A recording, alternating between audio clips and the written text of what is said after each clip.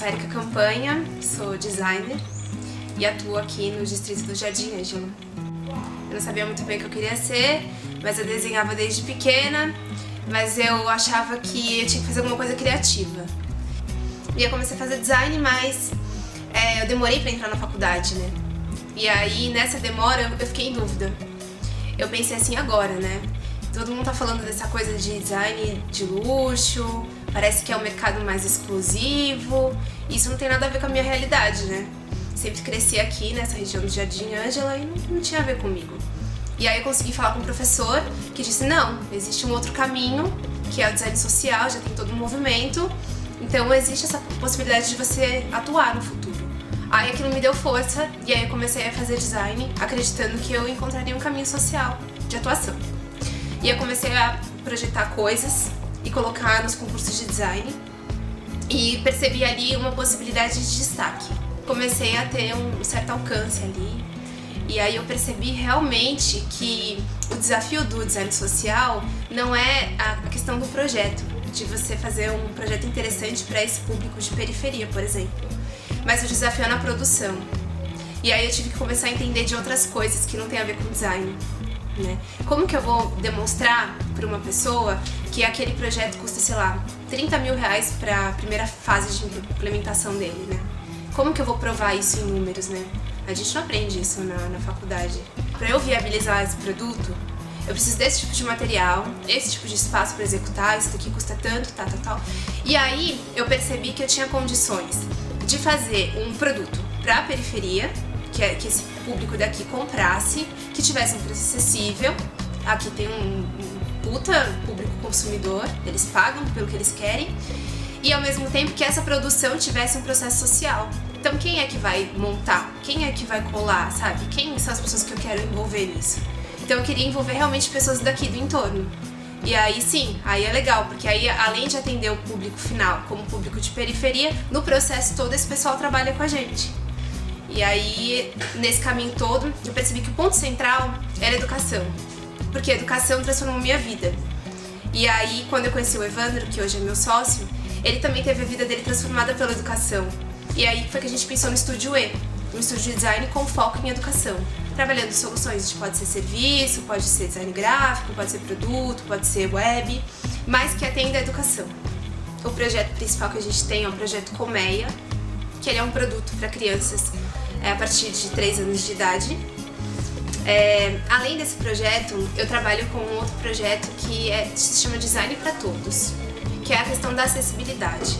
Existe uma área no design chamada Design Universal, que é pouco difundida no Brasil, mas tem empresas que já têm produtos universais e não sabem disso. É acessível em preço, ela é acessível em formato e ela atende uma necessidade de uma pessoa que tem deficiência. E também a gente pode comprar e usar, mesmo não tendo deficiência. Então esse projeto vai ser um site que vai mostrar esse tipo de produto, serviço universal, espaços universais que existem, né? Museu do Futebol é um espaço universal, existe Praia para Todos também, que é universal, cadeira a gente pode entrar na água. O outro projeto que eu tenho é com uma aldeia indígena, chama Aldeia Itaoca, no Mongaguá. Lá eles tinham um sonho. O educador falou assim, nosso sonho é que saia um livro dessa aldeia indígena. Trabalhar com sonho nossa, enche o peito de alegria. E aí eu falei assim, não, a gente vai pensar em alguma coisa. Eu não gosto muito da palavra problematização. Eu gosto de trabalhar com potencial, né? E aí fiquei o ano de 2014 fazendo o livro junto com eles, as crianças ilustrando, mandando pra mim. E eu só vetorizando, tentando minimamente, assim, não queria modificar nada do traço delas. E a gente chegou num formato de livro, que foi muito legal, que é um livro meio objeto. Então a gente abre o livro, ele vira um círculo todo colorido, com as letras. E se você fechar, é um livro comum. E aí, o desafio era o quê? Tudo bem, fez o livro tem que ser produzido, né? A aldeia já estava esperando a produção desse livro. Então a gente modelou isso num projeto maior, que é um projeto de um núcleo de produção gráfica dentro da aldeia. Então, com um maquinário mínimo de impressão, eles conseguem imprimir esse livro lá dentro e aí espalhar para algumas aldeias indígenas, usar para eles mesmos e também vender nas feirinhas. Eu tive que colocar muitos limites para conseguir formatar meu trabalho para gerar impacto social. E assim, limites todos os dias. Você pode isso e não pode 500 coisas. Então você vai ter que trabalhar criativamente com o que você pode. Com o recurso que você tem, você pode fazer muito. E aí eu acho que é começar com o que se tem e fazer coisas, ter realizações nisso, com seus recursos agora. Depois disso você passa pra fora. Você vai começar a captar de fora os recursos. Mas se você for capaz de fazer com o que você tem, você vai alcançar muito mais. Mas assim, é enxergar que não é no futuro que você vai fazer isso, é agora. E o que você tem na mão agora. A gente fala de transformar a vida de alguém, de mudar a vida de alguém, isso é com o tempo, né? A gente pode promover ações de impacto, mas a mudança verdadeira acontece de geração para geração. E a gente vive pouco, uma escolha de luta de vida, né? Então eu acredito que cada um fazendo bastante com a própria vida para oferecer para o outro, aí sim talvez eu alcance o que eu queira de impacto. Mas eu acho que a gente já tá fazendo coisas fantásticas, né? Então tem muitas periferias ainda que precisam dessas pessoas transformadoras, que tem esse sangue nos olhos, sabe? Que não, eu vou melhorar sim a vida de alguém e vai ser agora, com o que eu tenho.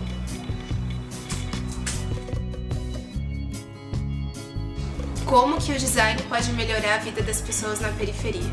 Como que um produto, um serviço, como que uma peça gráfica pode melhorar a vida das pessoas daqui? E elas perceberem que elas podem viver aqui e trabalhar aqui. Como que o design pode possibilitar ali uma geração de renda, empregos? Então o meu sonho é esse, que no final os designers aí, eles fiquem cada um numa ponta da cidade de São Paulo, gerando essa questão de emprego. E com design, a partir de produtos, serviços, peças gráficas. O impacto social pra mim, ele é quase que uma condição de vida. Porque eu não consigo fazer uma coisa, eu não consigo fazer isso sem pensar no outro. Eu tenho que gerar impacto social pra eu me sentir bem. Quando a gente tá colaborando pra vida de outras pessoas no nosso entorno, a gente tá colaborando pra nossa. Se o nosso entorno tá bem, por mais que a gente esteja mal, a gente vai ficar bem. O impacto social não é aquela coisa gigantesca. Ai meu Deus, eu tenho que fazer uma coisa, eu tenho que abrir uma ONG, essa ONG vai atender 20 mil pessoas. É o seu dia a dia. Se uma pessoa te parar na rua, como que você vai atender essa pessoa? O que você vai oferecer para uma pessoa que tiver dificuldade na sua frente, quando você está andando na rua? O que você vai fazer por ela? Né? E o que você vai fazer no seu trabalho para que o seu trabalho gere impacto social? Qualquer área é possível fazer isso. Desde que o profissional ele veja a importância disso, não a importância filosófica disso, a importância para a vida dele. Tipo, o entorno dele tem que estar legal para ele viver bem. A qualidade de vida, pra gente ter qualidade de vida, tem que ter um entorno funcionando bem, senão a gente não consegue viver bem. Eu enxergo essa área do design social não como uma área, eu enxergo como uma metodologia. Eu acredito que se você quiser projetar, por exemplo, uma estante de vidro que vai custar, sei lá, 5 mil reais, eu acredito que se no processo produtivo dessa estante, no seu pensamento de reaproveitamento de materiais, se isso for rico o suficiente na questão social, esse produto ele já vai, de alguma forma, estar embutido nele a metodologia do design de impacto social. Então não necessariamente você precisa que o produto final seja vendido para uma comunidade. Então é o jeito de se fazer design. Então eu acredito muito nisso, como metodologia, e é isso que a gente faz.